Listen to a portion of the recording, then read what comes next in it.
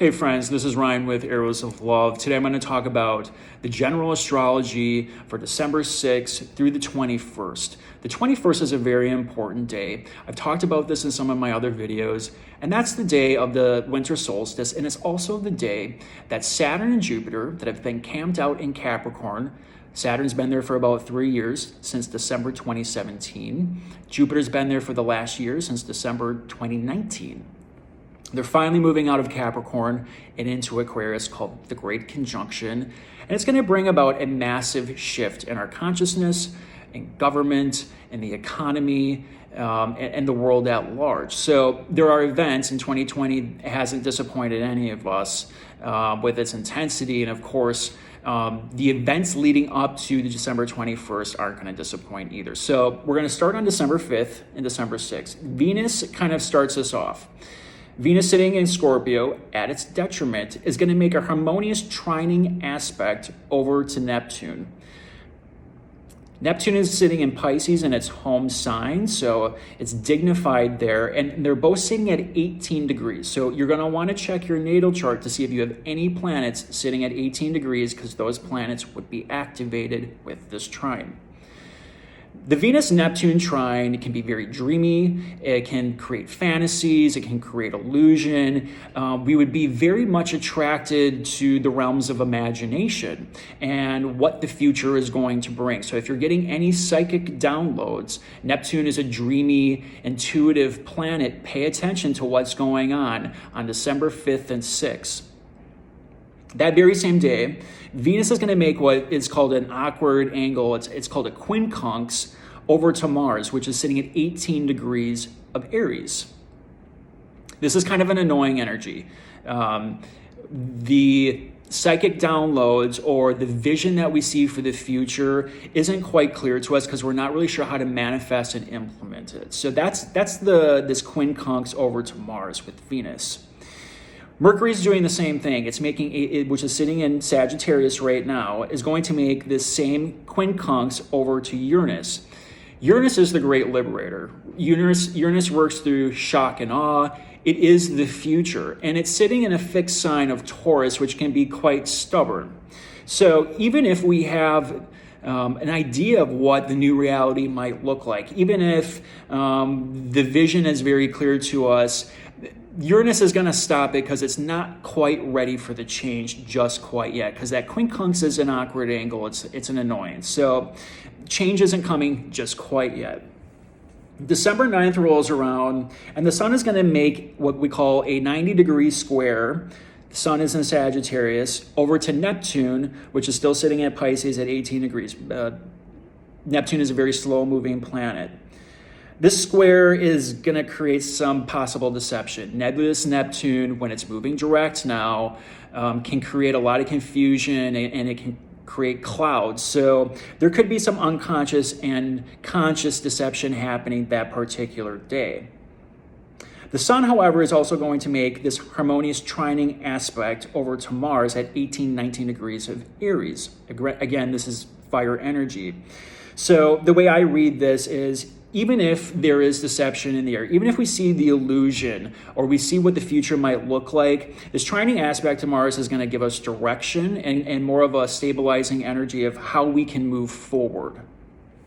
The very next day, December 10th, this day, Mars, sitting at 19 degrees of Aries, is going to make a harmonious trine over to the nodes of the moon. And I think this is the south node sitting in Sagittarius. And this has an element of destiny to it. The nodes always have this element of destiny. So it's a total solar eclipse that's coming up. We're going to start getting inklings of what this is all about on the 10th. December 13th rolls around, and now we're going to have a replay of everything that just happened on December 9th and 10th, because Mercury is moving through Sagittarius as well.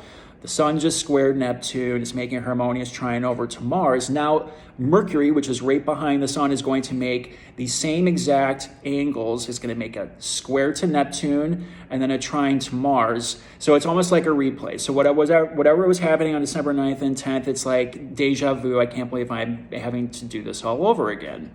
So there's a little bit of annoyance with it.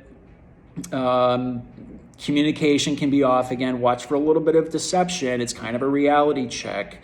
But that nice trining aspect over to Mars, Mercury and Mars trining, again, this is going to help us focus our communication to make sure we're saying exactly what it is we intend to, even though there might be some deception in the air. December 14th rolls around. This is the day of the total solar eclipse. It's also a new moon. So essentially the moon is making its way around the zodiac, and now it's going to cross over the sun and block the light. And this is important. And this is all happening at 23 degrees of Sag. So take a look at your natal chart and what's sitting at 23 degrees. Again, if it's any personal planets, whether it's the sun, moon, Mercury, Venus, or Mars, those are personal aspects, and you would be triggered through the solar eclipse. It's going to hit whatever planet you have at 23 degrees. The solar eclipse is a blocking of the light. So we might still not have all of the information that's going to bring in 2021 just quite yet, because the solar eclipse is essentially kicking us off here. It's a blocking of the light, but it's basically setting us up for this Jupiter-Saturn conjunction in Capricorn moving into Aquarius. So we're going to start seeing inklings of what this massive conjunction, the Great Conjunction, is all about. Solar eclipses also have to do with transition of power. This could take weeks or months for it to unfold. Solar eclipses, or the eclipse energy, generally speaking, could take weeks to about 6 months to unfold. So it would be good to journal and keep notes as to what's happening this particular day, because this is going to play out through all of 2021. December 14th, Mars is now making that trine over to the nodes again, so this is kind of has an air of destiny. Venus is trining Mars, Mercury is trining Mars. Mercury sitting in Sag, trining Mars over in Aries. And then Venus, which has been in its detriment over in Scorpio, is finally making its way to those very last degrees. So Scorpio is going to make a harmonious sextile 60-degree angle over to Saturn and Jupiter. This has soothing energy to it. So if December 21st is a little disruptive, there is almost like this soothing aspect that will help us relax and ground us with that earth energy, Capricorn being an earth sign. So look for ways to basically take the energy down if you're real amped up that day, because it can be found. Chiron, that same day, well, it's actually the 15th, but then that very next day, there's some healing energy that can be found. Chiron is the wounded healer. It is an asteroid that sits between Saturn and Uranus. It's been sitting in Aries, moving backwards in its retrograde motion, and now it's finally stationing direct on December 15th. So if things were a little bit disruptive over the solar eclipse, there's going to be some healing aspects the very next day. So that should help us ground the energy. December 15th, this is also a very important day because Saturn and Jupiter are going to conjunct at the very last degree of Capricorn, 29 degrees. This is the point of maturity. Saturn is the lord of karma. It is time. It rules the past. It rules structures, government, economy. This is a point where we will probably start to see change come in very slowly regarding those themes. The moon, having just passed over the sun, moves through the signs every 2.5 days. So it moves very quickly. And now the moon is going to pass over Saturn and Jupiter on December 15th. So it's kind of like the last hurrah. The moon is going to activate Saturn and Jupiter one last time, and then it's going to move on as Saturn will move out of Capricorn first on December 17th into Aquarius. And this is where we're going to start seeing this major shift. And then on December 19th, Jupiter will also move out of Capricorn at that 29th degree and move into Aquarius, where they will conjunct at 0 degrees of Aquarius on December 21st. As if that wasn't enough information and enough things changing, December 21st is the winter solstice. This is the day that nights become shorter and days become longer. So this has an element of the light is coming. We are exiting a dark period of time, and we're going to start to see glimmers of the future. Aquarius is the future. This is where we see massive changes. We're going to see massive innovation over the next 20 years. This is a 20-year cycle. So Aquarius themes will be prevalent over the next 20 years. Aquarius is about humanitarian efforts. It's about the collective of people. It's about innovation and science. So Capricorn rules tradition. So it's kind of out with the old, in with the new.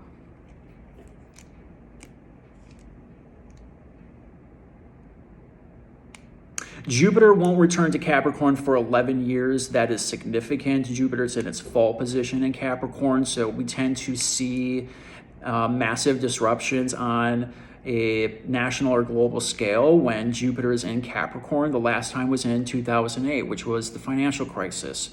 This time around, it was the pandemic. Saturn will not return to Capricorn for 27 and a half years, which is also significant. Saturn rules Capricorn, rules karma, rules time, rules structures. This energy will play out very slowly. These are slow-moving planets. But chances are we're starting to get glimmers of what this will look like. By the way, I want to go back to one thing here.